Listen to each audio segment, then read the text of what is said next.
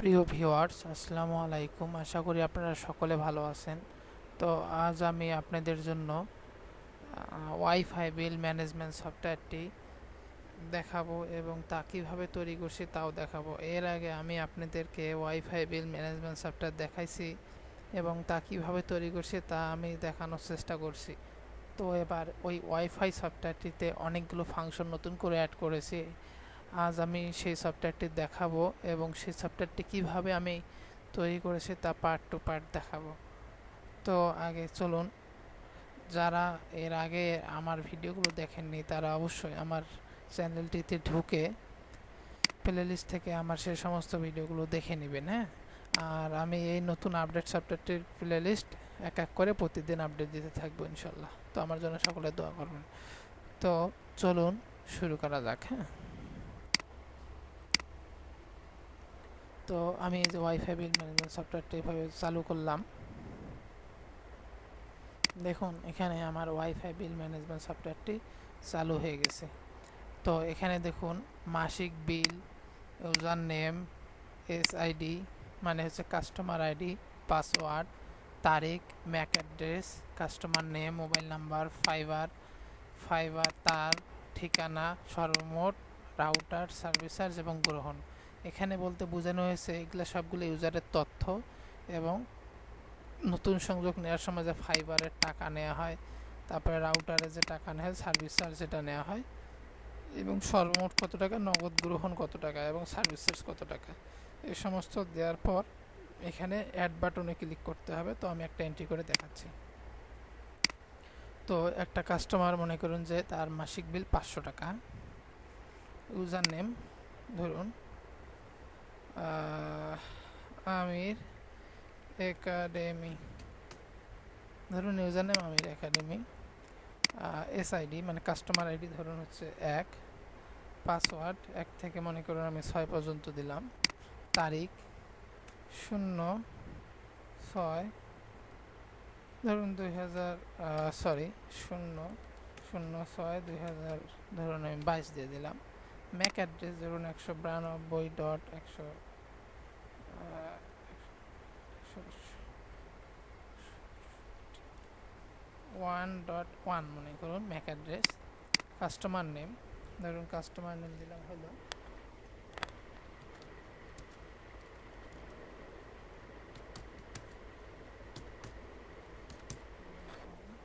Mobile number, ধরুন আমার mobile নাম্বারটা দিচ্ছি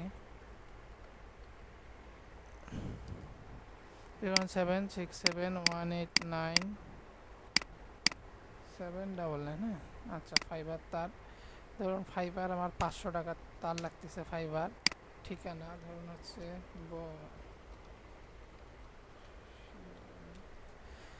সর্বমোট কত টাকা, রাউটার কত টাকা এবং সর্বমোট সার্ভিস চার্জ কত আছে। রাউটার ধরুন হচ্ছে 1200 টাকা, সার্ভিস চার্জ ধরুন হচ্ছে ধরুন 500 টাকা, নগদ গ্রহণ ধরুন হচ্ছে 400 টাকা। তারপর আমরা এখান থেকে অ্যাড করে দেবো। হ্যাঁ, মোট টাকাটা অটোমেটিক চলে আসবে। তো আমি এই ডাটাটা অ্যাড করে দিলাম। তো দেখুন আমাদের ওটা অ্যাড হয়ে গেছে ডাটাটা। এখন যদি আমি সেই কাস্টমারের ফোন নাম্বার দ্বারা সার্চ দিই, দেখুন সেই ডাটাটা চলে আসার কথা। ফোন নাম্বার 189, দেখুন আমি যে এন্ট্রি করছিলাম এই যে 500 টাকা, 1200 টাকা, নগদ গ্রহণ 400 টাকা, ম্যাকের সব কিছু চলে আসছে, গ্রামও চলে আসছে। দেখুন আমার সর্বমোট টাকা হয়েছে কত, 8200 টাকা। তো এই 8200 টাকা কি সর্বমোট তার খরচ। আচ্ছা গেল।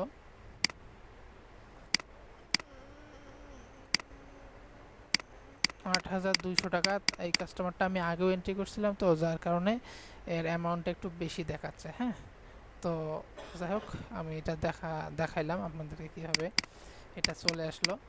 এবং এখানে ধরুন তার সমস্ত বিল পরিশোধ হয়নি, মন্তব্যটা দেখেন সব টাকা পরিশোধ হয়নি।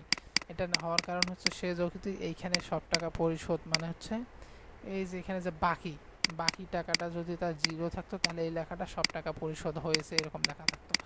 আর এখানে এখন 7800 টাকা বাকি আছে, যার কারণে সে এখানে কমেন্ট করতেছে যে সব টাকা পরিশোধ হয়নি। আচ্ছা ধরুন সে জানুয়ারি মাসে আমাকে পেইড করলো কত ধরুন 7,000 টাকা, 7,000 টাকা, তারিখ 01/01 ধরুন 2022 দিলাম। দেওয়ার পর আমি কি করব, আপডেট করব, অবশ্যই আপডেট। তাহলে আপডেট হয়ে গেল। এখন যদি আমি সার্চ করি, দেখুন সার্চ করলাম, দেখুন চলে আসছে। তাহলে আমাদের 7,000 টাকা এখানে হয়ে চলে আসছে। হ্যাঁ, তো দেখুন এখানে 7,000 টাকা আছে, এখানে ডেটটা চলে আসলো। আর এখানে সর্বমোট তার খরচটা দেখাচ্ছে। হ্যাঁ, এখানে মাইনাস। আর এখানে দেখুন এই যে সর্বমোট বাকি যে টাকাটা ছিল 800 টাকা, এখন তার মধ্যে আমরা তার কাছে 800 টাকা পাবো। ধরুন 800 টাকা সে ফেব্রুয়ারি মাসে দিয়ে দিল। আচ্ছা, ফেব্রুয়ারি মাসে কত, 800 টাকা দিয়ে দিল, সরি 800 টাকা দিয়ে দিল। ধরুন তারিখ আমি আবারও এক ধরুন সাপোজ এমনিতে তারিখ দিচ্ছি, তো এটা কিছু ভুল হলো, কিছু মনে করিয়েন না। তো আমি আপডেট করে দিলাম। আবার যদি এখন সার্চ করি, এক হাতে কি মাউথ স্পিকার ধরে আছে, তো ওই জন্য আর কি লেখা একটু অসুবিধা হয়ে যাচ্ছে।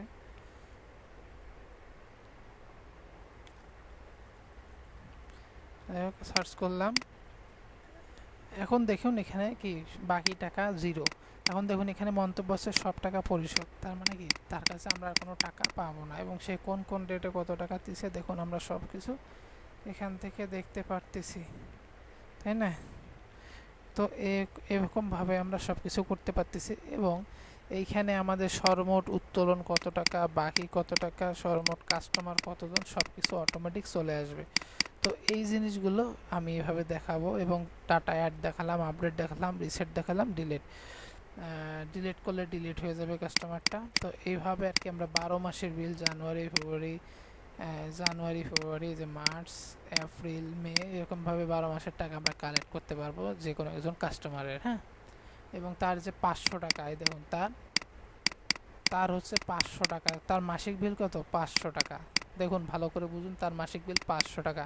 তাহলে এখানে 12 মাসের বিল যে দেওয়া আছে, এই 12 মাসের বিলটা এখানে এই যে সর্বমোট টাকার মধ্যে তাকে দেখাচ্ছে এখানে। হ্যাঁ, 12 মাসে তার কত টাকা হয়, ঠিক আছে। এই যে 500 টাকা করে ধরে 12 মাসের বিল সে অটোমেটিক কাউন্ট করে নিছে আমার সফটওয়্যার। এরকমভাবে আপনি যখন এই টাকাটা পাবেন তখন সফটওয়্যারটা পেইড দেখাবে, ঠিক আছে, বুঝতে পারছেন? তো এইখানে 12 মাসের টাকা সে যখন পেইড করবে, তখনই সে এই টাকার সঙ্গে যখন মিলাবে, তখন তার বাকি থাকবে না। আমরা এখানে আমি সফটওয়্যারের মধ্যে যেটা করছি সেটা হচ্ছে এই কাস্টমারের যে বিলটা আমরা এখানে মাসিক বিল, ওই মাসিক বিলটা 12 দ্বারা গুণন হয়ে এইখানে শো করতেছি সর্বমোট টাকা। হ্যাঁ, তো এটা মনে রাখবেন। তো হচ্ছে এটাই আর কি।